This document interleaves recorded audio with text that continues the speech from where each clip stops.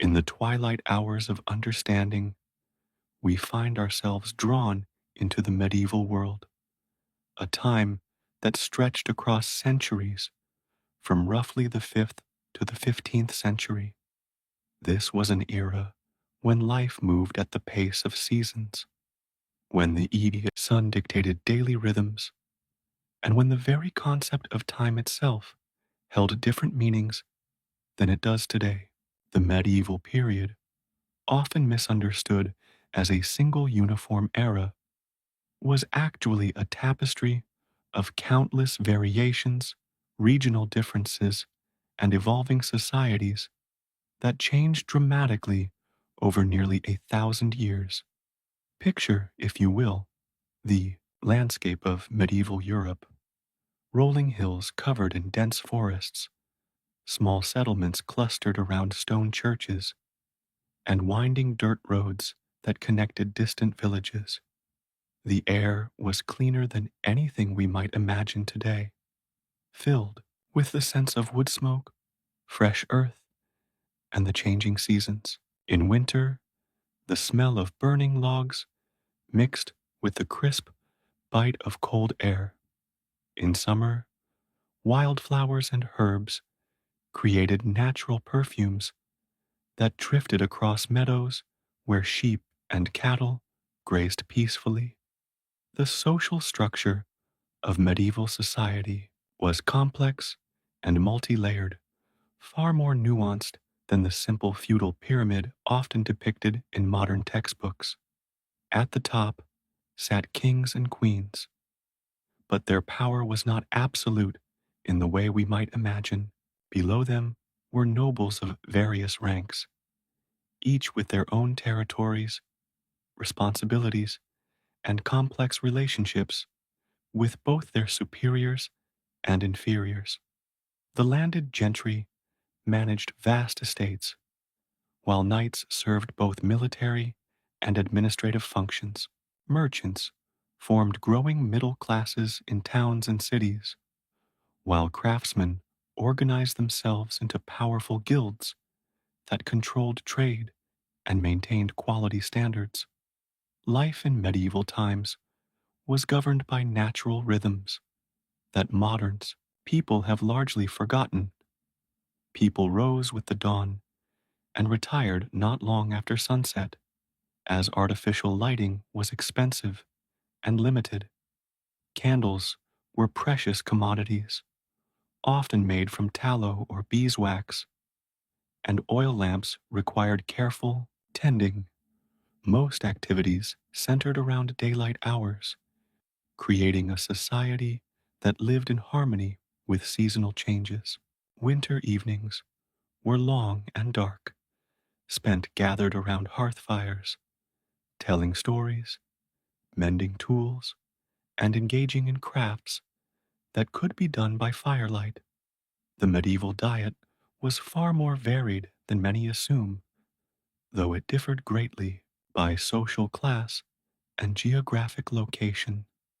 Common people ate porridge made from various grains, bread when wheat was available, vegetables from kitchen gardens, and occasional meat from chickens, pigs, or wild game. Nobles enjoyed more elaborate fare, including spiced wines, imported delicacies, and elaborate feast dishes prepared by skilled cooks. Herbs and spices were not just seasonings, but essential medicines, with every household maintaining knowledge of which plants could cure common ailments. Medieval architecture tells stories of both practical needs and spiritual aspirations. Stone castles, with their thick walls and narrow windows, were designed for defense, but also for comfort within those constraints. Great halls served as communal spaces where lords held court, families gathered for meals, and important business was conducted. Smaller chambers provided private spaces for reflection, study, and rest. Churches and cathedrals reached toward heaven with soaring spires and intricate stone carvings that took generations to complete. The role of religion in medieval life cannot be overstated, yet it was far more complex than simple piety. The Church provided not only spiritual guidance, but also education, healthcare, and social services. Monasteries served as centers of learning, preserving ancient texts and developing new knowledge in fields ranging from agriculture to astronomy. Monks and nuns followed strict daily schedules of prayer, work, and study that created structured, contemplative lifestyles focused on spiritual development and service to others. Medieval justice systems were elaborate and varied, differing significantly from modern legal concepts. Local lords held court to settle disputes, while traveling judges brought royal justice to remote areas. The concept of trial by ordeal, though real, was less common than popular culture suggests, and most disputes were settled through negotiation, compensation, and community involvement. Professional law enforcement, as we know it, did not exist, but communities developed effective systems for maintaining order and resolving conflicts. Trade and commerce flourished throughout the medieval period, connecting distant regions through networks of merchants, craftsmen, and travelers. Markets were held regularly in towns and cities, bringing together people from surrounding areas to exchange goods, news, and ideas. Craft guilds maintained high standards for their products while protecting the interests of their members. Long distance trade routes connected Europe with Asia and Africa, bringing exotic goods and new ideas that gradually transformed medieval society. Education in medieval times was more widespread than often assumed, though it varied greatly by social class and region. While formal schooling was limited, most people learned practical skills through apprenticeships and family traditions. Literacy was not uncommon among merchants and craftsmen who needed to keep records and conduct business. Noble children received education in reading, writing, mathematics, and various cultural accomplishments. The rise of universities in the later medieval period created centers of advanced learning that attracted students from across Europe. Medieval medicine combined practical knowledge with spiritual beliefs, creating healing traditions that were often more effective than later generations recognized. Herbalists understood the medicinal properties of plants. Surgeons developed skilled techniques for treating injuries, and physicians studied ancient texts while developing new treatments. Hospitals, often run by religious orders, provided care for the sick and injured while serving as centers for medical education and research. The medieval understanding of psychology and human nature was sophisticated in ways that modern people are only beginning to appreciate. Medieval thinkers developed complex theories about human emotions, moral development, and spiritual growth. They understood the importance of community, ritual, and contemplative practices in maintaining mental and spiritual health. Their approaches to counseling and spiritual direction often involved deep listening, gradual guidance, and respect for individual differences and needs. As we settle into this exploration of medieval life, we begin to understand that this was a world of great complexity, beauty, and human depth. The pace of life allowed for contemplation, community connection, and spiritual development in ways that our modern world often struggles to achieve.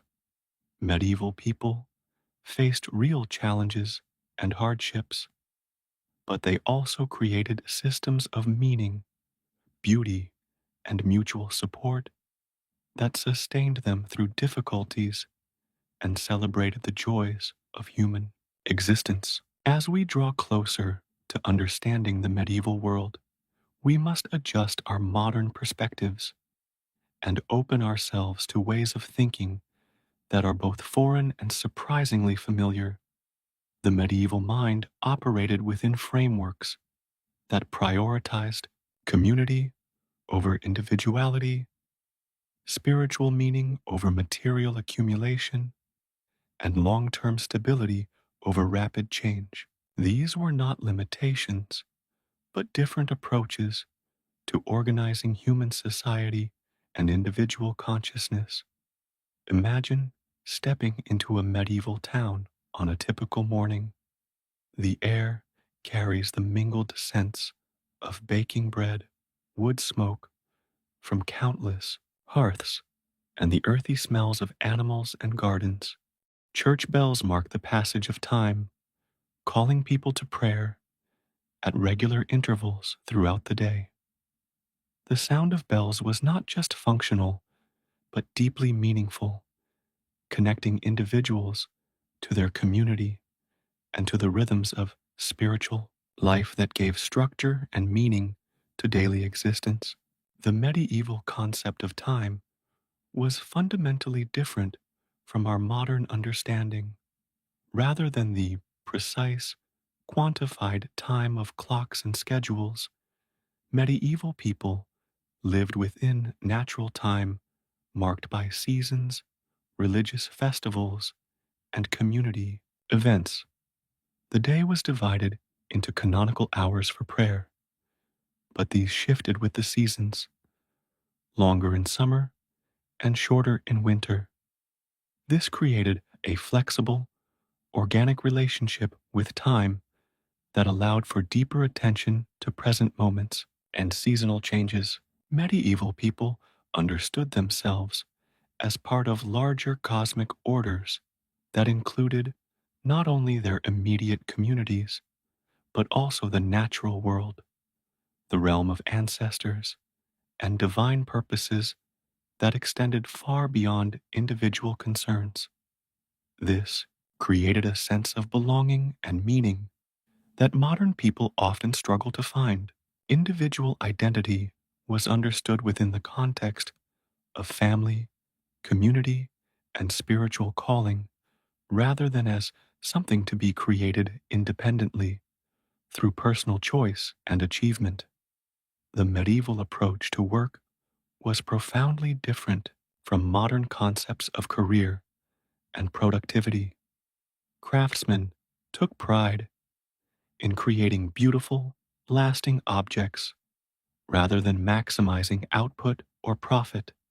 Agricultural work followed natural seasons and community needs rather than market demands.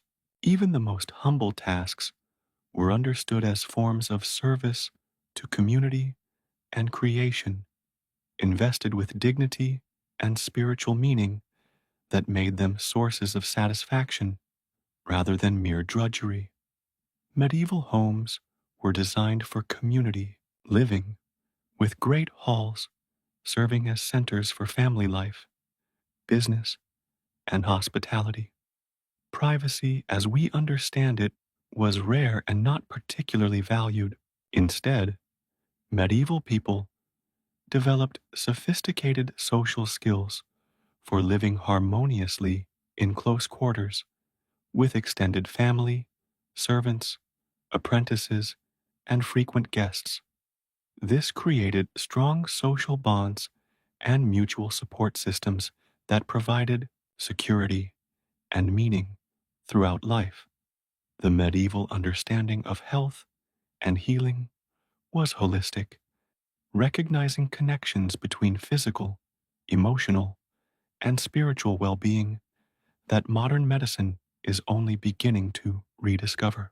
Medieval healers understood that effective treatment required attention to diet, exercise, sleep, emotional state, spiritual condition, and social relationships. They developed treatments that address the whole person rather than isolated symptoms, often achieving remarkable results through patient, individualized care. Medieval education was understood as character formation rather than information transfer. Students learned not just facts and skills, but ways of thinking, feeling, and being that would serve them throughout life.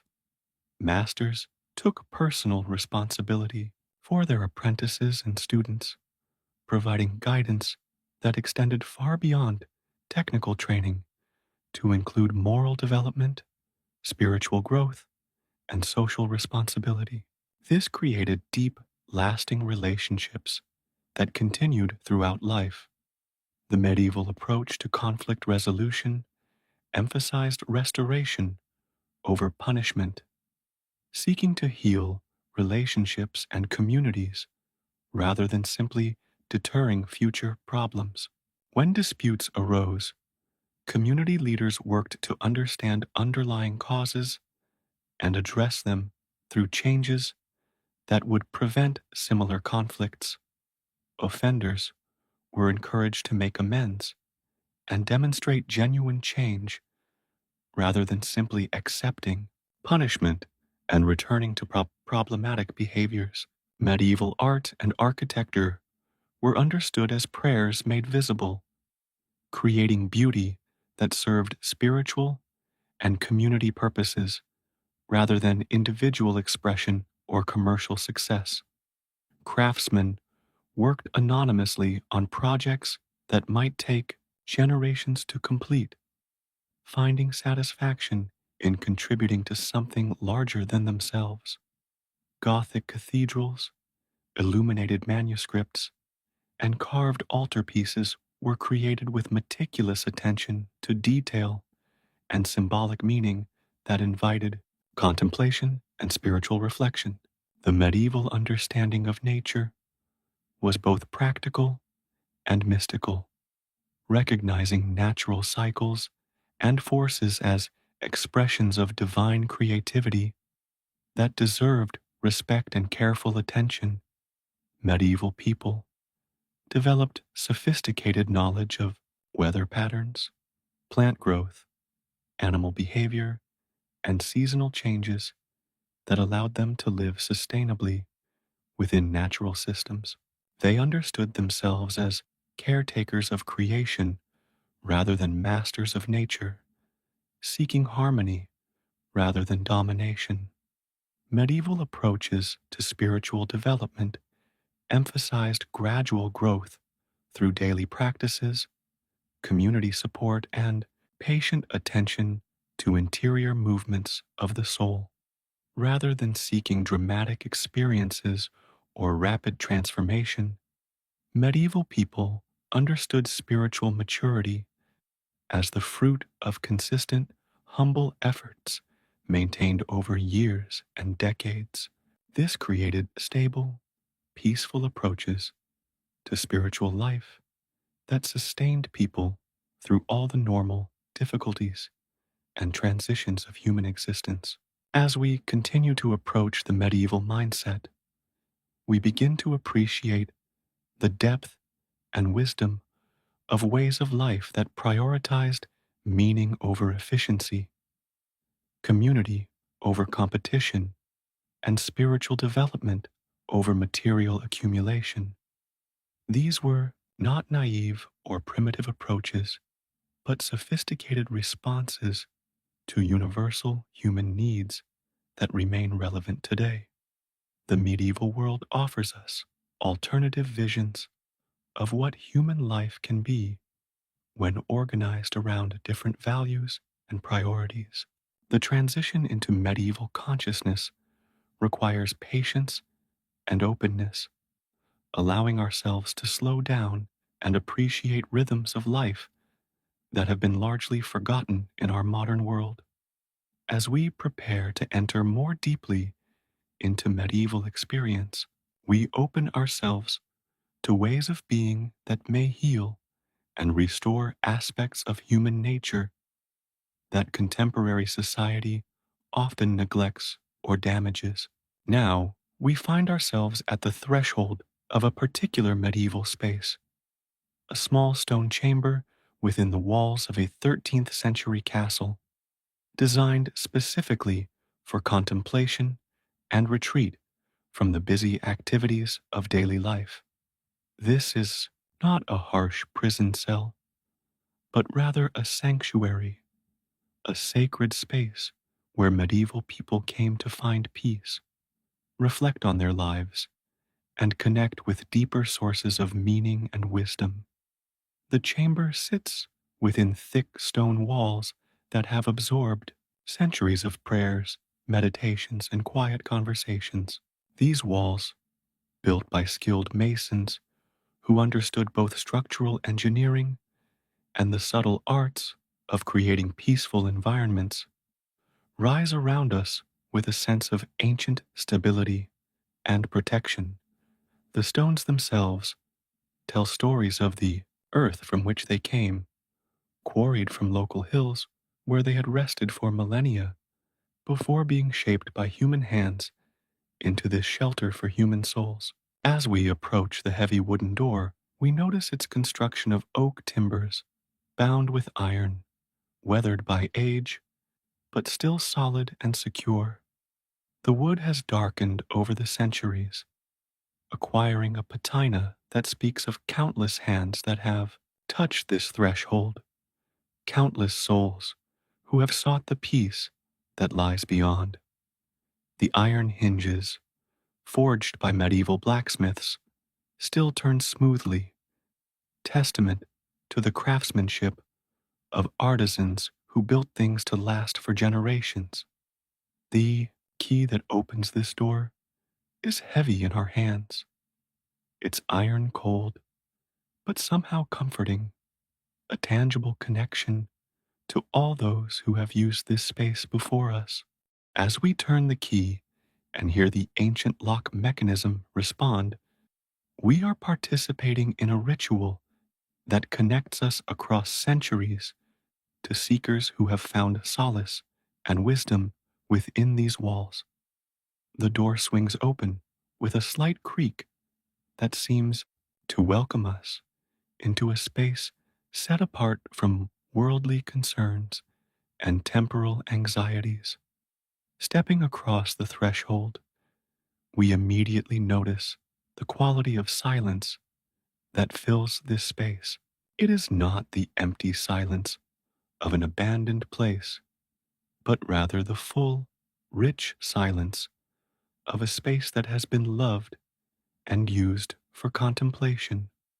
The thick stone walls create an acoustic environment that muffles external sounds while somehow amplifying the subtle sounds of our own breathing, heartbeat, and inner awareness. This is a silence that invites us to listen more deeply, not just with our ears, but with our whole being.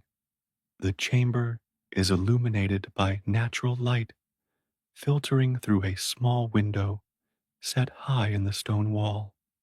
This window, with its deep embrasure and simple glass, creates a soft, even light that changes throughout the day as the sun travels across the sky.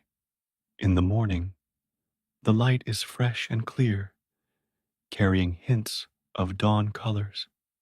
By afternoon, it has mellowed into warm, golden tones that seem to bless everything they touch. In the evening, the light becomes gentle and contemplative, preparing the soul for rest and inner reflection. The floor beneath our feet is made of smooth stone, worn by centuries of footsteps into gentle curves and hollows that seem to welcome and guide our movements. Here and there, small rugs woven from wool, dyed with natural colors, provide warmth and comfort, their patterns inspired by medieval gardens and scriptural imagery. These rugs were created by hands that understood both beauty and function, designed to support contemplative practices while adding visual harmony to the sacred space. Along one wall stands a simple wooden table, its surface polished smooth by years of use. This table has held countless books, manuscripts, writing materials, and devotional objects used by those who have found refuge in this chamber. The wood itself, likely oak from local forests, carries the memory of earth and seasons, of rain and sunshine that nurtured its growth before human hands shaped it into this useful and beautiful form. Upon the table sits a pewter candlestick, its metal dulled to a soft sheen that reflects light gently without harsh glare. Beside the table stands a wooden chair, its design simple but elegant, crafted for comfort during long periods of reading, writing, or meditation. The chair's proportions reflect medieval understanding of human anatomy and the needs of contemplative practice, providing support while allowing freedom of movement and natural posture. Its wooden arms show the gentle wear patterns of countless hands, testimony to the many souls who have found rest and renewal in this sacred space. Against the opposite wall, a narrow bed provides a place for rest and dreams. The bed frame is made of sturdy oak, supporting a mattress filled with wool and straw, covered with linen sheets, woven by skilled hands, and wool blankets dyed with natural colors. This is not luxury in the modern sense, but rather comfort designed to support the body while keeping focus on spiritual rather than material concerns. The bed faces the window, allowing natural light to wake the sleeper gently with the dawn. Near the window, a small shelf holds a few carefully chosen books, their parchment pages hand copied by scribes who understood each word as a sacred trust. These books, bound in leather and wooden boards, contain wisdom gathered from centuries of human experience, spiritual insights tested through generations of seekers, and practical guidance for living a contemplative life within the challenges and opportunities of human existence. The walls themselves are decorated with simple but meaningful imagery, painted by artists who understood the power of visual beauty to support spiritual development. Here we might see a painting of a peaceful garden, there a depiction of biblical scenes rendered with the gentle colors and flowing lines characteristic of medieval art. These images were not created for mere decoration, but as aids to contemplation, windows into spiritual realities that words alone cannot convey. The air in this chamber carries subtle fragrances of beeswax from candles, wool from blankets and rugs, and the indefinable scent of old stone that has absorbed centuries of human presence. These scents work together to create an atmosphere that immediately signals to our deeper awareness that this is a space set apart, a sanctuary where different rules apply and different possibilities open before us. As we settle into this contemplative environment, we begin to feel our breathing slow and deepen, our heartbeat become more regular and peaceful. Our thoughts begin to quiet and organize themselves around the simple reality of this present moment in this sacred space. The chamber itself seems to teach us how to be present, how to let go of external concerns, and discover the peace that lies always available within our own deepest nature. Having crossed the threshold into this sacred space, we now begin the process of settling into the rhythms and practices that have made this chamber a place of peace and transformation for countless souls over the centuries.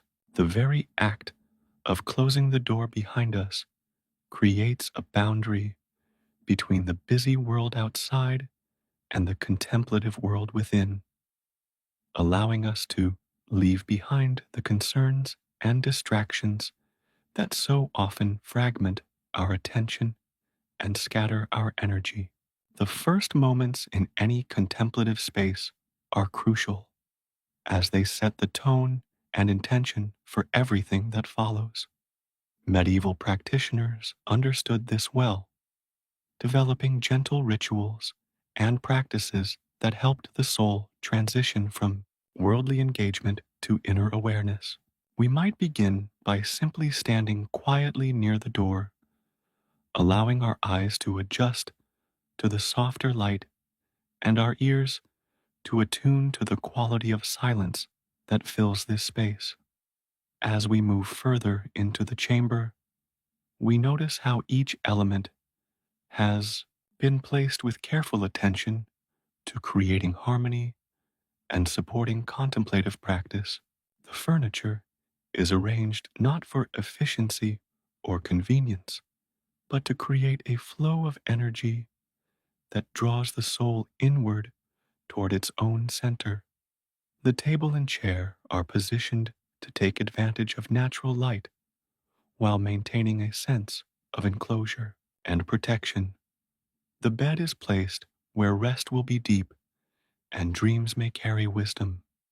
Taking a seat in the wooden chair, we immediately feel how its proportions support a posture that is both relaxed and alert, comfortable enough for long periods of contemplation, yet structured enough to maintain awareness and attention. Medieval craftsmen understood that physical comfort serves spiritual purposes, that the body must be at peace for the soul to do its deeper work. The chair embraces us gently, becoming a partner in contemplative practice rather than merely functional furniture. From this seated position, we have a clear view through the small window, where we can observe the slow changes of natural light throughout the day and the gradual movements of clouds across the sky. Medieval contemplatives understood that observing natural cycles helped attune the soul to deeper rhythms that govern both outer and inner life. The window becomes not just a source of light, but a teacher, showing us how to flow with natural changes rather than resisting or ignoring them. The medieval approach to contemplative practice emphasized gentleness and patience, understanding that spiritual development unfolds gradually through consistent, humble efforts rather than through dramatic techniques or intense experiences. Sitting in this ancient chair, we begin to appreciate the wisdom of this approach, feeling how the simple act of being present in a sacred space gradually works its transformative influence on consciousness. The books on the nearby shelf invite us to participate in conversations that have continued across centuries, connecting us with the wisdom of medieval mystics, philosophers, and spiritual teachers who understood the art of living contemplatively within the ordinary circumstances of human life. These texts were not written as abstract theories, but as practical guides based on direct experience of contemplative transformation. Medieval readers approached books differently than we do today, understanding reading as a form of spiritual practice that engaged not just the intellect, but the whole person. They read slowly, allowing words to penetrate deeply into consciousness, often memorizing passages that could be recalled and pondered throughout the day. Reading became a form of prayer, a conversation with wisdom that continued long after the book was closed.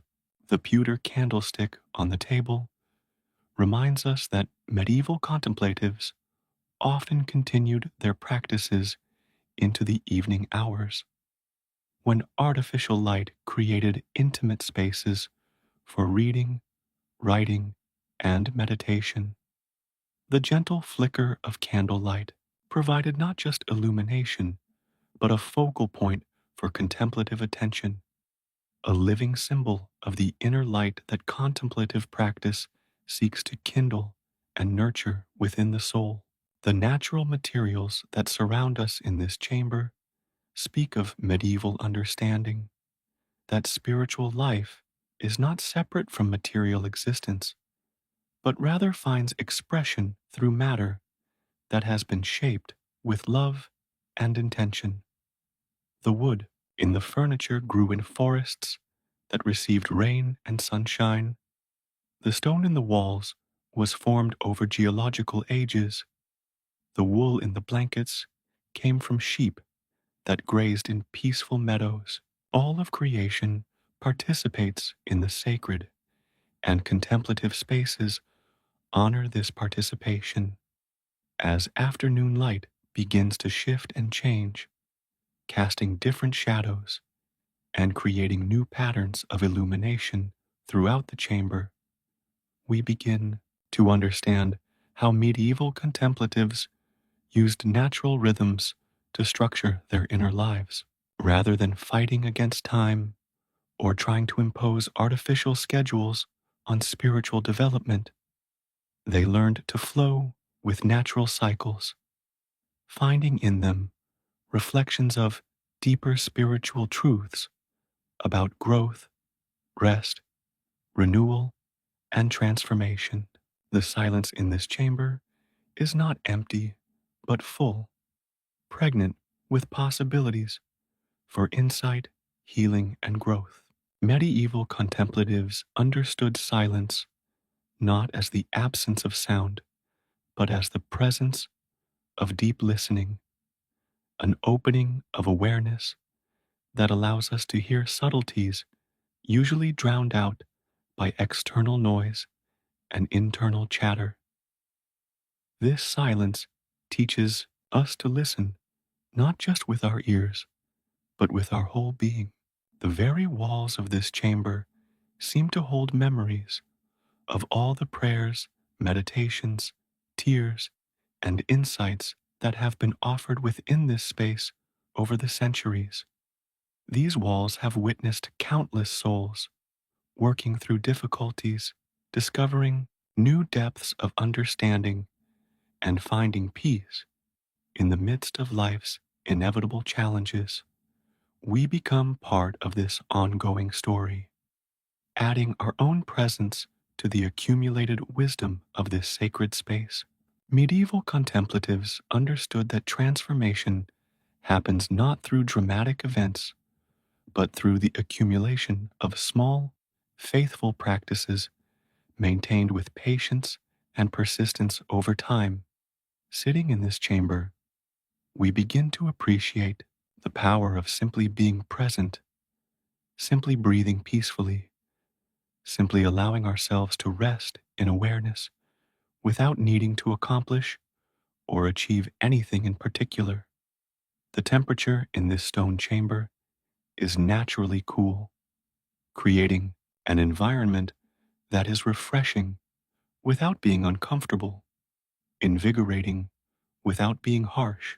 Medieval people understood that slight physical challenges, like cool air or simple furnishings, could actually support spiritual practice by keeping awareness alert and preventing the dullness that comes from too much comfort or luxury. As we continue to settle into this contemplative environment, we notice how our breathing naturally becomes slower and deeper, how our thoughts begin to organize themselves around the simple reality of this present moment, how our concerns about past and future begin to fade into the background of awareness. The chamber itself becomes our teacher, showing us through direct experience how to inhabit the present moment with awareness, acceptance, and peace. As we deepen into the contemplative atmosphere of this medieval chamber, we begin to understand why medieval people did not view solitude as isolation or punishment, but rather as a precious opportunity for self discovery, spiritual development, and healing that was often unavailable in the busy communal life that characterized most medieval existence. This solitude is not loneliness, but rather a rich engagement with aspects of reality that can only be experienced when external distractions are removed and attention is allowed to turn inward. The concept of solitude in medieval spirituality was profoundly different from modern notions of being alone. Rather than seeing solitude as absence of relationship, medieval contemplatives understood it as presence to deeper forms of connection with the divine, with nature, with the wisdom of previous generations, and with their own authentic nature beneath the layers of social roles and external expectations. This chamber becomes a laboratory for exploring these deeper dimensions of human existence. Sitting in the gentle afternoon light that filters through the small window, we begin to notice subtle sounds that would normally be overwhelmed by the noise of active life. The whisper of wind around the stone walls, the distant calls of birds, the almost inaudible settling sounds of ancient wood and stone, our own heartbeat and breathing. Medieval contemplatives trained themselves to listen to these subtle sounds as forms of natural music that could guide them into deeper states of awareness and peace. The medieval understanding of time in solitude was particularly sophisticated, recognizing that when external demands and social pressures were removed, consciousness naturally began to operate according to different rhythms and cycles. Linear time, measured by clocks and schedules, gave way to organic time, measured by inner readiness, natural cycles, and the gradual unfolding of insight and understanding. In this chamber, we have permission to let go of temporal anxiety and rest in the eternal present moment. Medieval writers often described solitude as an opportunity to meet oneself honestly, without the masks and performances required by social interaction. In the privacy and safety of contemplative space, it becomes possible to acknowledge thoughts, feelings, and aspects of personality that might be inappropriate or impossible to express in community settings. This honest self encounter was understood not as self indulgence, but as necessary preparation for authentic service to others and genuine spiritual growth. The simple furnishings of this chamber support this process of honest self encounter by removing distractions and superficial comforts that might prevent deep introspection.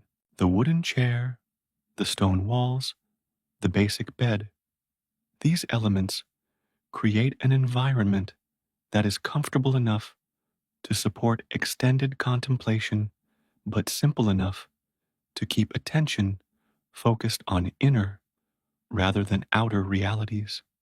Medieval contemplatives understood that too much luxury could actually hinder spiritual development by keeping consciousness focused on material rather than spiritual concerns.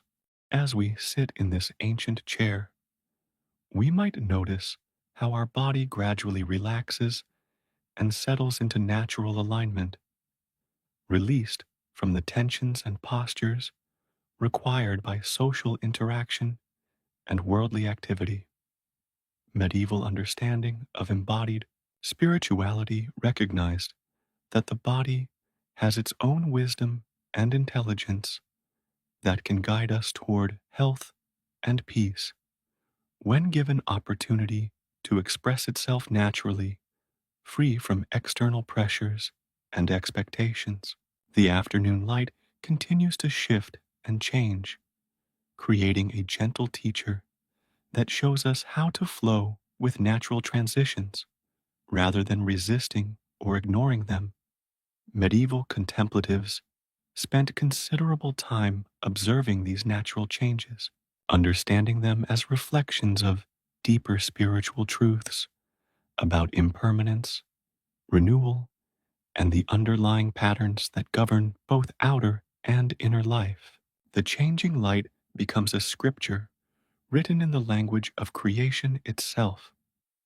Medieval approaches to solitude emphasized the importance of gentle discipline and structure, understanding that freedom from external constraints needed to be balanced with inner commitment to contemplative practice.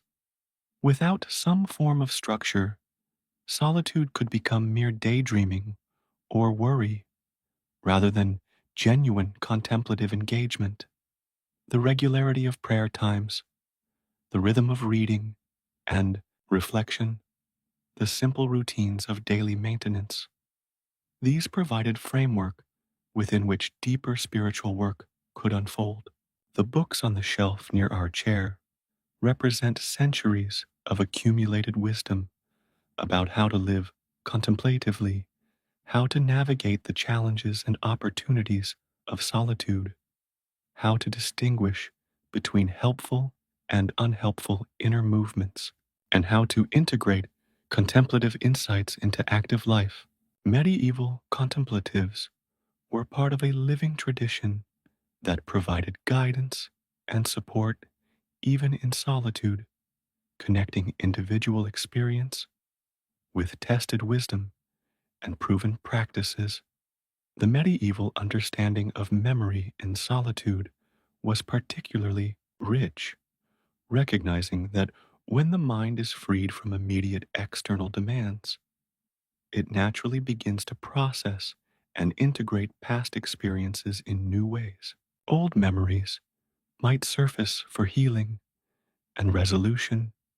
Insights from previous reading or conversations might suddenly become clear and applicable, and patterns in personal experience might become visible that were hidden during periods of active engagement with worldly affairs. The walls of this chamber, with their simple painted imagery, provide gentle focal points for contemplative attention without overwhelming consciousness with complex or dramatic content. Medieval artists understood that contemplative art should support rather than distract from inner work, offering beauty and meaning that draws the soul deeper rather than scattering attention across multiple competing impressions. These images become companions in solitude, friendly presences that support contemplative practice. As afternoon gradually transitions toward evening, we begin to understand how medieval contemplatives used natural cycles to structure contemplative time, allowing external rhythms to guide inner attention rather than imposing artificial schedules on spiritual development. The gradual changes in light and shadow, the subtle shifts in temperature and sound, the natural progression from active to receptive awareness, all of these become teachers and guides in the art of contemplative living. The stone floor beneath our feet connects us with the earth itself, reminding us that even in solitude, we remain part of the larger web of creation. supported by forces and cycles that extend far beyond individual consciousness. Medieval contemplatives understood themselves as participants in cosmic processes that included not only human community, but also the natural world, the realm of spiritual realities, and the creative forces that sustain all existence. In this deepening solitude, we begin to discover that aloneness and connection are not opposites, but rather different aspects of the same spiritual reality. As external relationships recede into the background of awareness, deeper forms of relationship become available. Relationship with our own authentic nature, with the wisdom traditions that have guided contemplative seekers across centuries, with the natural world that surrounds and supports us, and with spiritual realities that transcend ordinary consciousness. The medieval tradition understood that authentic solitude ultimately prepares us for more genuine community as the self knowledge, inner peace, and spiritual clarity developed in contemplative practice become gifts that can be offered in service to others. This chamber is not an escape from relationship, but rather a laboratory for developing the inner resources that make authentic relationship possible. As the afternoon light gradually fades and evening approaches, we enter into one of the most profound aspects of medieval contemplative life, the embrace of darkness, not as something to be feared or avoided, but as a sacred teacher that offers unique opportunities for spiritual development and inner transformation. Medieval contemplatives understood that night brought gifts that daylight could not provide, opening dimensions of consciousness and awareness that remained hidden during the active hours of daily life. The transition from day to night in this stone chamber is gradual and gentle, marked not by the sudden switching of electric lights, but by the slow fading of natural illumination that allows consciousness to adjust naturally to changing conditions. As shadows begin to deepen in the corners of the chamber, we notice how our other senses become more acute, how our attention turns naturally inward, how the quality of silence deepens and becomes even more profound and welcoming.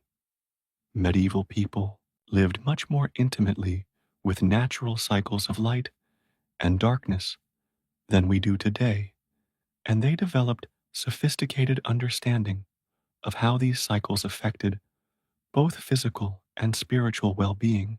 The coming of night was not simply an inconvenience to be overcome with artificial lighting, but rather a natural invitation to different kinds of activity and awareness, reflection, rest, inward attention, and receptive contemplation that balanced the more active engagement required during daylight hours. As we sit in this ancient chamber, watching the last rays of sunlight fade from the small window, we begin to appreciate how medieval contemplatives used the transition into darkness as a time for examining the events and experiences of the day, not with harsh judgment or anxious analysis, but with gentle attention that allowed them to extract wisdom and meaning from their experiences while releasing whatever no longer served their spiritual development. The medieval practice of evening examination was not psychological analysis in the modern sense, but rather a form of grateful reflection that sought to recognize grace and guidance in daily events, to acknowledge mistakes without becoming trapped in guilt or regret, and to prepare consciousness for the restorative work that takes place during sleep. This practice transformed the coming of night from a time of anxiety about the day's failures into a time of peaceful gratitude and hopeful anticipation as darkness continues to deepen around us. We might light the candle that stands ready on the wooden table, its flame becoming a warm, living presence that transforms the character of the chamber without banishing the essential mystery and depth that darkness brings. Medieval contemplatives understood candlelight as participating in deeper spiritual realities, the inner light of consciousness, the divine light that illuminates spiritual understanding, the warm light of human community that sustains souls through difficult times. The flickering flame creates dancing shadows on the stone walls, gentle movements that seem to breathe with life and invite contemplative attention. Medieval contemplatives often used candlelight as a focus for meditation, understanding the flame as a symbol of the soul's aspiration toward divine light, the burning away of what is false or unnecessary, and the steady presence of hope that remains even in the darkest circumstances. The candle becomes a teacher, showing us how to burn steadily and brightly while remaining peaceful and centered. In this candlelit chamber, we begin to experience how medieval contemplatives understood the relationship between outer and inner light. As external illumination diminishes, the opportunity for inner illumination increases, as if consciousness naturally fills whatever space is made available to it. The gentle light of the candle supports this process without overwhelming it, providing just enough illumination to maintain comfort and safety while preserving the inward turning quality that darkness naturally encourages. The medieval understanding of night prayer and contemplation recognized that darkness offered unique conditions for spiritual development. The absence of visual distractions allowed deeper listening. The quiet of night provided freedom from social demands and expectations, and the natural tiredness of the body created conditions where the soul could more easily transcend ordinary consciousness and experience deeper states of awareness and communion.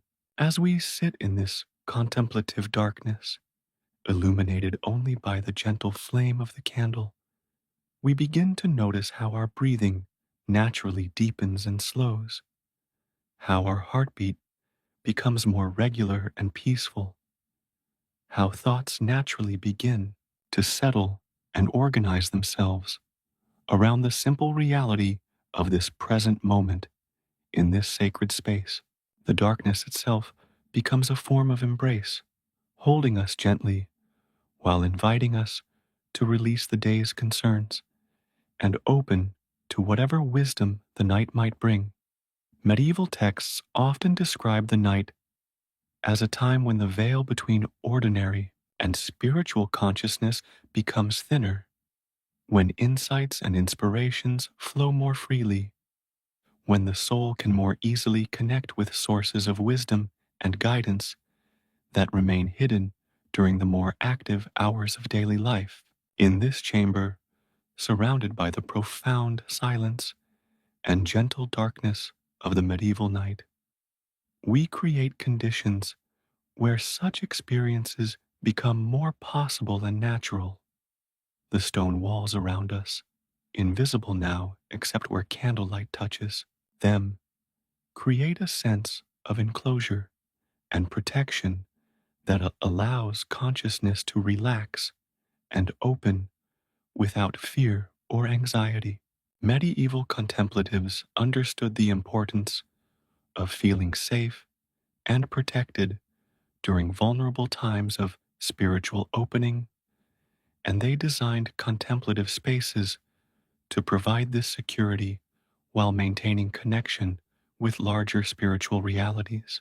The medieval approach to sleeplessness was particularly wise, understanding that periods of wakefulness during the night were not problems to be solved, but opportunities to be embraced. Rather than fighting against insomnia or treating it as pathology, medieval contemplatives learned to use wakeful periods for prayer, reflection, and gentle contemplation that often yielded insights and understanding not available during ordinary waking consciousness. As the night deepens around us, we begin to appreciate how medieval contemplatives understood darkness as pregnant with possibility rather than empty of meaning. The darkness was not absence, but presence, the presence of mystery, of potential, of the unknown dimensions of reality that daylight consciousness could not perceive or understand. The medieval night in this chamber becomes a teacher of trust, showing us how to remain peaceful and centered even when we cannot see clearly, even when the familiar landmarks of daily life disappear into shadow and mystery. This trust was not naive optimism, but rather mature confidence based on understanding that consciousness itself provides light and guidance that does not depend on external conditions or circumstances. In this deepening darkness, illuminated only by the steady flame of our candle, we begin to experience what medieval mystics described as the dark night, not a time of suffering or abandonment, but rather a natural phase of spiritual development when consciousness learns to operate without the support of ordinary sensory experience or rational understanding. This darkness becomes a womb of transformation, a sacred space where new forms of awareness can be born. The silence of the medieval night is different from daytime silence, deeper and more complete, as if the earth itself is resting and inviting all consciousness to participate in this cosmic rhythm of activity and rest, engagement and withdrawal, expression and receptivity. In this profound silence, we begin to hear subtleties that remain hidden during more active times, the whisper of our own breath, the gentle rhythm of our heartbeat, the almost inaudible movements of life continuing its ancient patterns. Medieval contemplatives understood that the night hours offered special opportunities for what they called contemplative reading, not the analytical study of texts, but rather the gentle, meditative approach to sacred writings that allowed words to penetrate deeply into consciousness and work their transformative influence on the soul. In the soft light of candle flame, words seem to glow with inner meaning, revealing layers of significance not visible in ordinary daylight reading. As we sit in this medieval chamber, surrounded by darkness and illuminated by candlelight, we begin to understand why so many spiritual traditions have recognized night as a privileged time for prayer, meditation, and contemplative practice. The darkness creates natural conditions for inward attention, for receptive awareness, for the kind of gentle, non aggressive spiritual practice that allows transformation to unfold according to its own organic timing and rhythm. The medieval understanding of dreams and sleep as forms of spiritual communication becomes more accessible in this contemplative environment, where the boundaries between waking and sleeping consciousness begin to soften and merge. Medieval people understood dreams not as random neurological activity, but as meaningful communications from deeper levels of consciousness, from spiritual guides, and from divine sources of wisdom and guidance. In this candlelit chamber, we create conditions similar to those that medieval contemplatives understood as most conducive to receiving spiritual insight and guidance: quiet, safety, gentle illumination, freedom from external demands, and receptive attention that remains open to whatever wisdom might emerge from the depths of consciousness or from sources beyond ordinary awareness.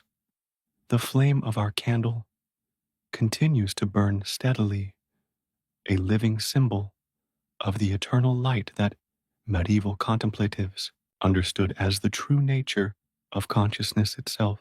This light does not struggle against the darkness, but rather illuminates it, revealing darkness not as enemy, but as companion, not as obstacle, but as teacher, not as problem, but as sacred mystery that invites reverent exploration and patient understanding.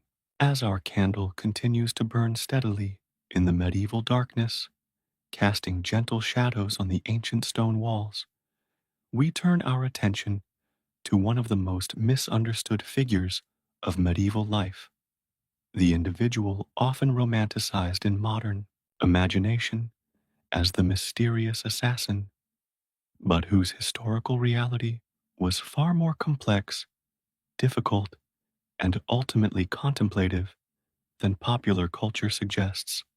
The life of what medieval people might have called a slayer for hire was not one of glamorous adventure, but rather of profound spiritual and psychological challenge that often drove such individuals to seek exactly the kind of contemplative solitude we now experience in this chamber. The historical reality of medieval assassination was far removed from the dramatic scenarios depicted in modern entertainment. Most individuals who engaged in what we might call political violence were not mysterious figures in black cloaks, but rather ordinary people caught in circumstances beyond their control, displaced soldiers after failed military campaigns, desperate individuals driven by poverty or family obligations, or people seeking revenge for wrongs committed against their communities or loved ones. The medieval understanding of violence and its spiritual consequences was sophisticated and nuanced, recognizing that those who took life, regardless of their motivations or circumstances, carried spiritual burdens that required careful attention and often lengthy processes of healing and restoration. Medieval society provided various mechanisms for such healing, including pilgrimage, extended retreat in monastic communities, and the kind of contemplative solitude that this chamber represents. Imagine, if you will, an individual in medieval times who had been forced by circumstances to take human life, perhaps as a soldier in one of the endless conflicts that characterized medieval politics, perhaps in defense of family or community, perhaps through involvement in the complex web of loyalties and betrayals that surrounded medieval courts and noble houses. Such a person would carry not only legal consequences, but also deep psychological and spiritual wounds that medieval society understood required careful and patient healing. The medieval church and broader society recognized that individuals who had committed acts of violence, regardless of the circumstances, needed opportunities for penance, reflection, and spiritual restoration that went far beyond simple legal punishment.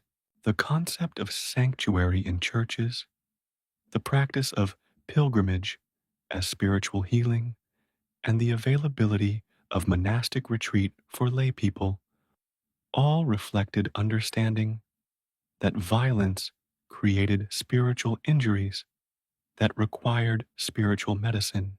In this candlelit chamber, we can imagine such an individual seeking the kind of peace and restoration that medieval contemplative practice offered to troubled souls. The stone walls that surround us have likely sheltered many people carrying burdens of conscience, seeking understanding and healing for actions they had taken in desperate circumstances or moments of overwhelming emotion. This chamber becomes a place of spiritual medicine, a sanctuary where wounded souls could begin the long process of healing and restoration. The medieval understanding of conscience was more complex than modern psychological concepts, recognizing conscience not simply as internalized social rules, but as a spiritual faculty that connected individual awareness with deeper sources of moral wisdom and guidance. Individuals who had violated their own moral understanding often experienced what medieval writers described as a kind of spiritual wound that could only be healed through patient contemplative practice and genuine contrition. The process of healing from acts of violence, as medieval spiritual directors understood it, required first the courage to face honestly what had been done, without denial or rationalization, but also without falling into despair or self destruction. This honest acknowledgement needed to be balanced with understanding of the circumstances that had led to violence, recognition of human frailty and limitation, and trust in divine mercy and forgiveness that exceeded human understanding. Medieval penitential practices for those who had taken life often included extended periods of contemplative solitude, not as punishment, but as opportunity for the deep inner work necessary to process guilt, grief, and trauma while gradually rebuilding a sense of moral integrity and spiritual wholeness. Such individuals might spend months or even years in places like this chamber, supported by wise spiritual guides who understood the complexities of healing from violence.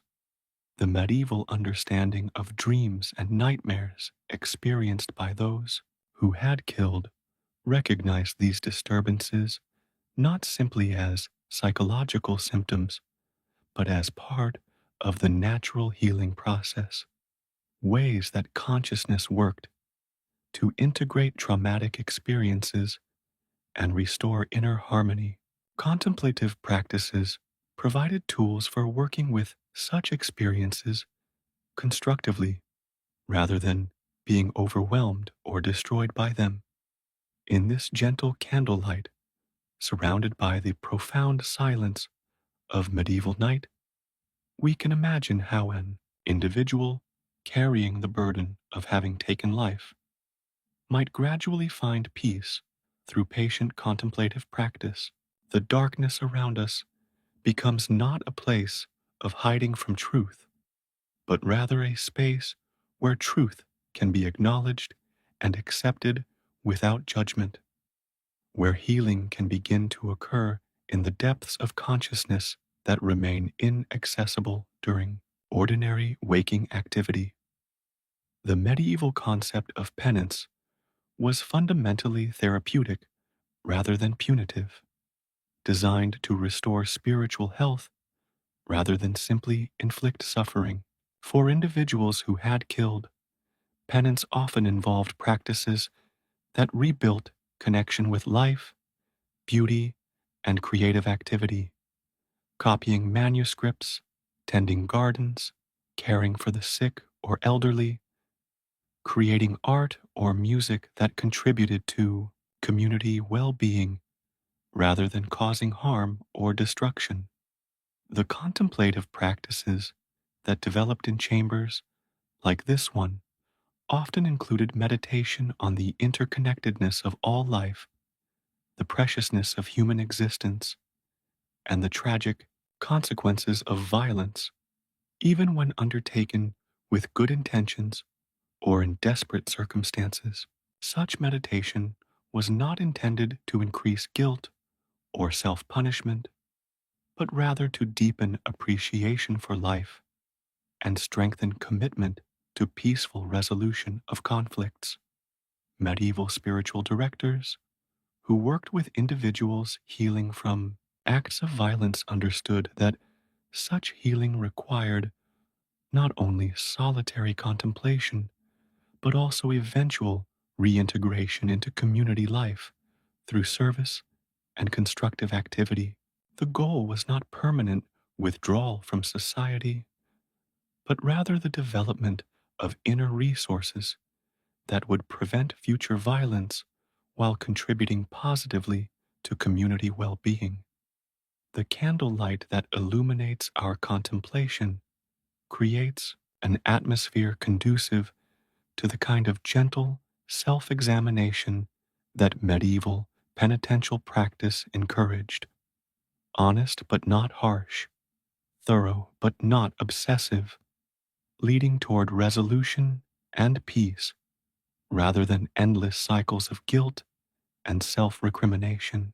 The flame becomes a symbol of the inner light that remains available even to those who have committed serious moral failures.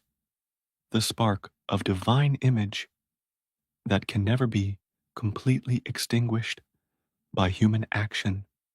As we sit in this medieval chamber, surrounded by darkness and illuminated by the steady flame of contemplative attention, we begin to understand why medieval society created spaces like this for individuals carrying heavy burdens of conscience. The combination of solitude and silence, of safety and challenge, of comfort and simplicity creates optimal conditions for the deep inner work necessary to heal from the wounds that violence inflicts on both victim and perpetrator. The medieval understanding of redemption was practical rather than merely theoretical, recognizing that individuals could indeed be transformed through patient spiritual practice, wise guidance, and the healing power of contemplative attention applied consistently over time. Even those who had taken life could find peace, wisdom, and renewed commitment to serving life rather than destroying it. As our candle burns lower and the medieval night deepens around us, we begin the gentle transition from active contemplation toward the restorative rest that this chamber has provided for countless souls over the centuries. The medieval understanding of sleep was profoundly different from modern concepts, viewing rest not as mere physical necessity, but as sacred time when consciousness could be renewed, when the soul could be restored, and when wisdom could be received through dreams and the mysterious processes of healing that occur during peaceful slumber. The gradual preparation for sleep in medieval times was itself a contemplative practice, a gentle winding down that honored the natural rhythms of body and consciousness, while creating optimal conditions for the deep rest that would prepare the soul for whatever challenges and opportunities the new day might bring. This preparation was not hurried or anxious, but rather peaceful and trusting, reflecting confidence in the natural wisdom of both body and spirit. As we prepare to move from the wooden chair to the simple bed that waits against the stone wall, we notice how our body has gradually relaxed and settled during our hours of contemplation, how tension has naturally released from muscles that had been holding the stress and activity of daily life. How breathing has become slower and deeper. How heartbeat has found its natural, peaceful rhythm that supports rest rather than activity. The medieval bed, with its simple wooden frame and natural materials, invites a different kind of rest than the complex sleeping arrangements of modern times. The mattress filled with wool and straw provides gentle support while maintaining connection with natural materials that breathe and adjust to body temperature. The linen sheets, woven by skilled hands from plants that grew in medieval fields, offer smooth comfort against skin while allowing air to circulate freely. Medieval people understood that the quality of rest depended not only on physical comfort, but also on the state of consciousness brought to sleep. They developed practices for preparing the mind and soul for rest, including gentle review of the day's experiences, prayers of gratitude and trust, and the cultivation of peaceful thoughts that would support healing and restoration during the night hours. As we rise from the chair and move slowly toward the bed, we carry with us the peace and clarity that have developed during our hours of contemplation. The stone floor feels solid and reliable under our feet, connecting us with the earth that supports all life while reminding us of our own embodied nature that requires rest and renewal to function optimally. Each step becomes a small meditation on the gift of physical existence and the wisdom of natural rhythms. The process of preparing for sleep in this medieval chamber is simple but meaningful, involving the gradual laying aside of the day's concerns and activities while cultivating receptive attention that can receive whatever gifts the night might bring. Medieval contemplatives understood sleep as a form of trust, a willingness to let go of conscious control and allow deeper forces of healing and restoration to do their work. As we settle onto the simple bed, pulling the wool blankets up to provide warmth and comfort, we notice how the candlelight creates a gentle, intimate atmosphere that supports the transition from waking to sleeping consciousness. The flame continues to burn steadily, a reassuring presence that will gradually dim as sleep approaches, providing just enough light to maintain comfort while allowing natural drowsiness to develop. The medieval understanding of dreams as meaningful communications from deeper levels of consciousness, from spiritual guides, or from divine sources makes the approach to sleep an act of openness and receptivity rather than mere physical collapse. Sleep becomes an opportunity for wisdom, healing, and guidance that can support and direct waking life in ways that conscious effort alone cannot achieve. The wool blankets that cover us carry the warmth and softness of the sheep from which they came, connecting us with the natural world that sustained medieval life while providing the physical comfort necessary for deep rest.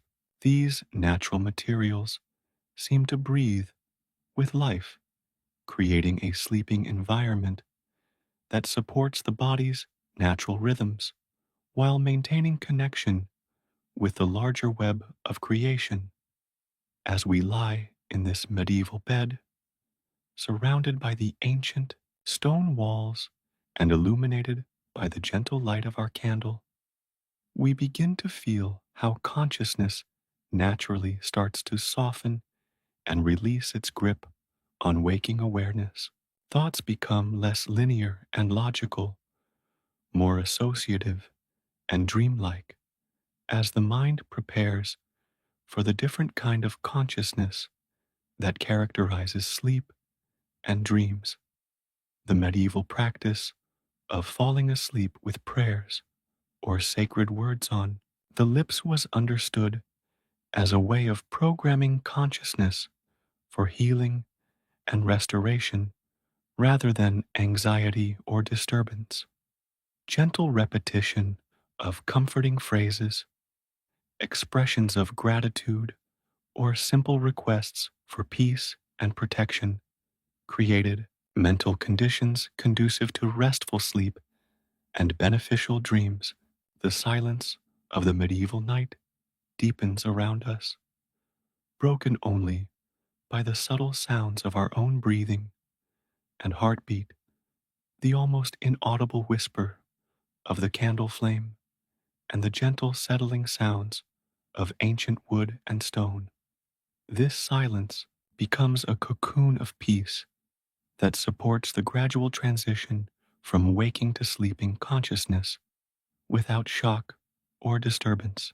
Medieval understanding of the relationship between physical and spiritual rest recognized that true restoration required not only the relaxation of the body, but also the peace of the soul, the quiet of the mind, and the healing of emotional disturbances that might prevent deep rest.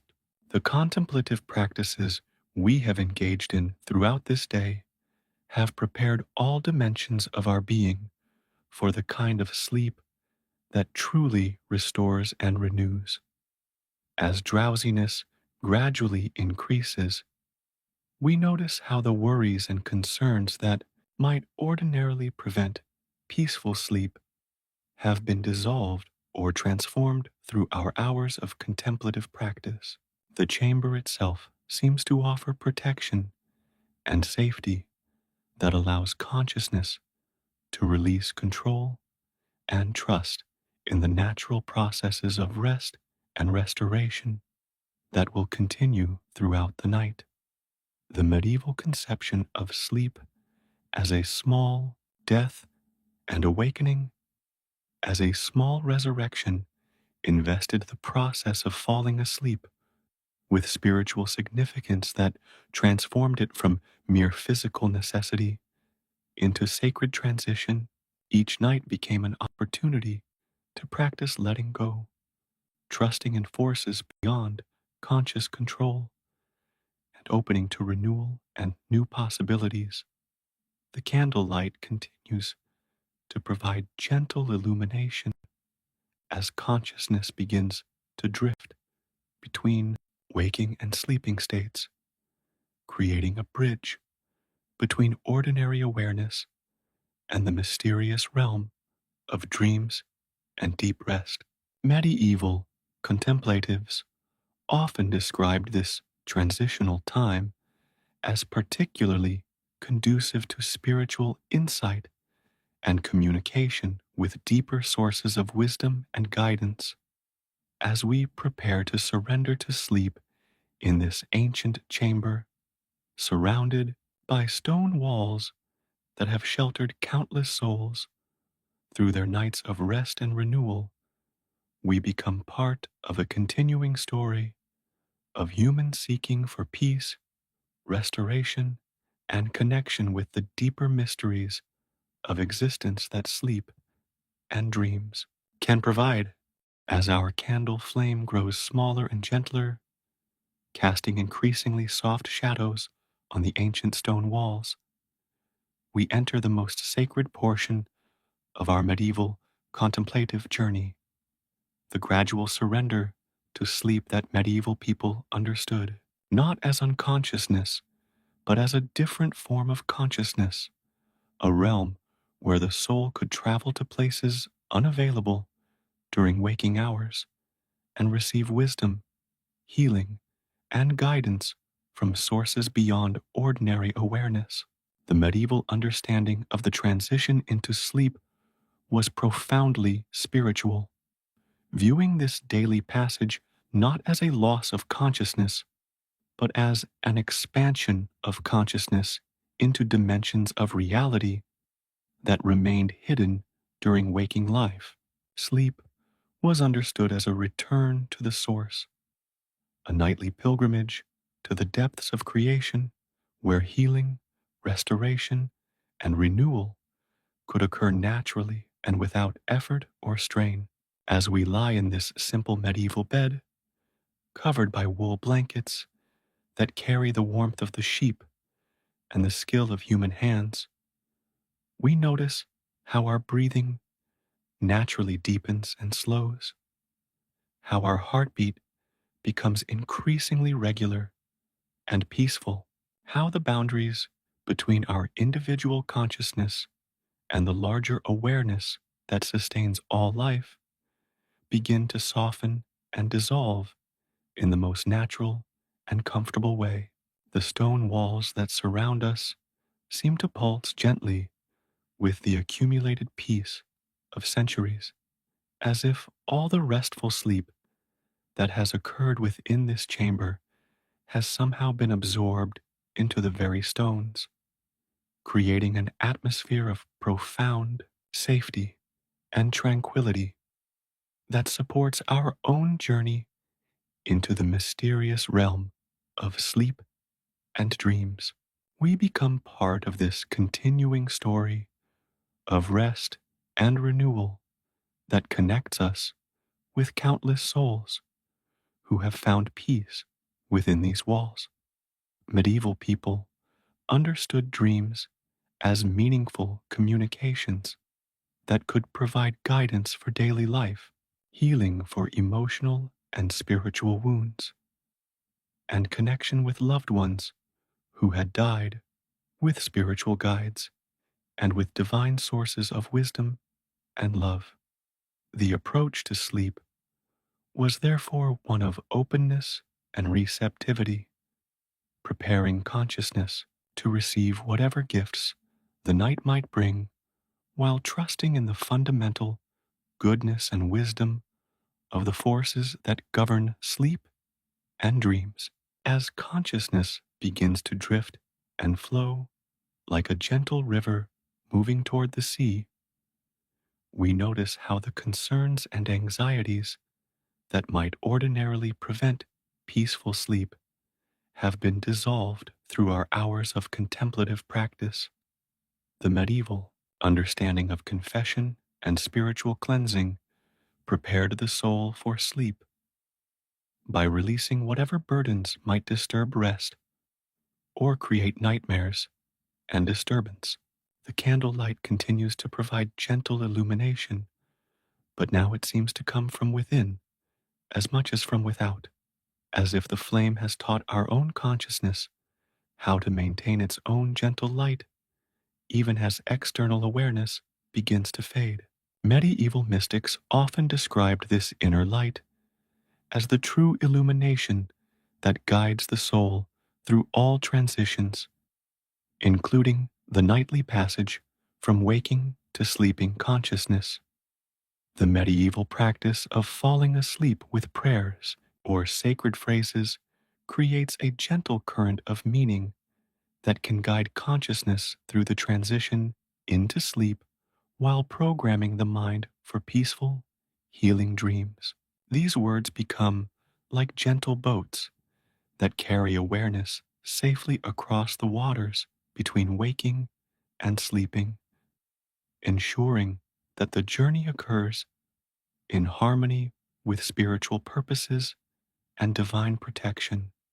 As our body continues to relax and settle into the natural rhythms of approaching sleep, we notice how the simple materials of this medieval bed, the wooden frame, the wool mattress, the linen sheets, seem to embrace and support us with the accumulated wisdom of generations who have understood sleep as a sacred activity that deserves reverence, preparation, and grateful acceptance. The silence of the deep medieval night wraps around us like a gentle cloak, providing protection and privacy for the intimate process of surrendering conscious control and opening to the mysterious work of restoration and renewal that occurs during sleep. This silence is not empty but full, pregnant with possibilities for healing, insight, and communion with sources of wisdom that transcend ordinary, rational understanding. Medieval understanding of the soul's journey during sleep included the belief that consciousness could travel to distant places, communicate with departed loved ones, receive visions of future possibilities, and experience healing and teaching that would support and guide waking life. Sleep became a time of pilgrimage and adventure rather than mere unconscious rest, adding richness and meaning to what modern people often view as empty time. As the boundaries between waking and sleeping consciousness continue to soften and blur, we begin to experience what medieval mystics described as the sleep of the just, not merely the absence of disturbance, but the presence of deep peace that comes from alignment with natural rhythms, spiritual purposes, and divine will. This sleep becomes a form of prayer, a wordless communion with the source of all peace and restoration. The medieval conception of guardian angels and spiritual guides who watch over sleeping souls adds another dimension of safety and protection to our journey into sleep. As consciousness gradually releases its grip on ordinary awareness, we trust in the presence of loving forces that will guide and protect us through the mysterious territories of sleep and dreams, ensuring that we receive what we need for healing and renewal. The gentle rise and fall of our breathing becomes like waves on a peaceful shore, each exhalation releasing whatever no longer serves our highest good, each inhalation drawing in the healing and restoration that this sacred chamber offers to all who seek refuge within its ancient walls. Breathing becomes a bridge between conscious prayer and unconscious reception of grace and blessing. As our candle flame grows smaller and softer, eventually preparing to extinguish itself naturally, we understand that we are not losing light, but rather allowing consciousness to discover its own inner illumination that needs no external fuel to continue burning. Medieval contemplatives understood this inner light as inextinguishable, available to guide and protect consciousness through all experiences, whether waking or sleeping. The medieval understanding of death as the final sleep and sleep as a nightly death removes fear from both experiences, transforming them into natural transitions that can be approached with trust, curiosity, and even anticipation rather than anxiety or resistance. Each night's sleep becomes practice for the ultimate surrender that awaits all souls, preparation for the final journey that leads to eternal rest and perfect peace.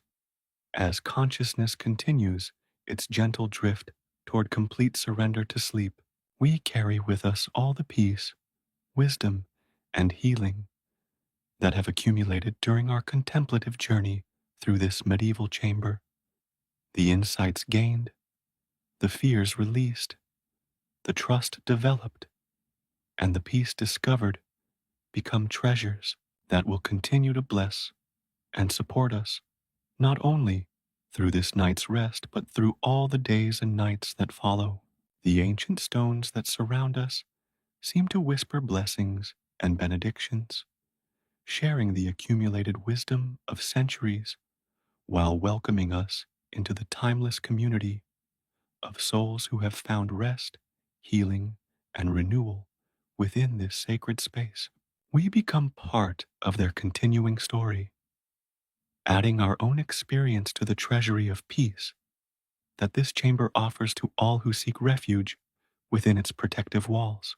In these final moments of conscious awareness, as sleep gently claims our attention and draws us into its mysterious realm of healing and restoration, we surrender with complete trust to the natural wisdom that governs all transitions, all healing, and all forms of renewal. The medieval night embraces us with infinite tenderness, promising that we will wake refreshed, restored, and ready to embrace whatever gifts and challenges the new day may bring. And so we sleep, surrounded by ancient stone and protected by centuries of accumulated prayer, carried by natural rhythms into the sacred realm where souls are healed, wisdom is received, and peace is restored to all who trust in the fundamental goodness of the forces that sustain and renew all life, all consciousness, and all hope for restoration and renewal in this beautiful, challenging, and ultimately sacred world. The gentle sound of breathing gradually slows and deepens as consciousness releases into the peaceful embrace of medieval sleep, surrounded by stone walls that have witnessed countless souls find rest, healing, and renewal within their protective sanctuary.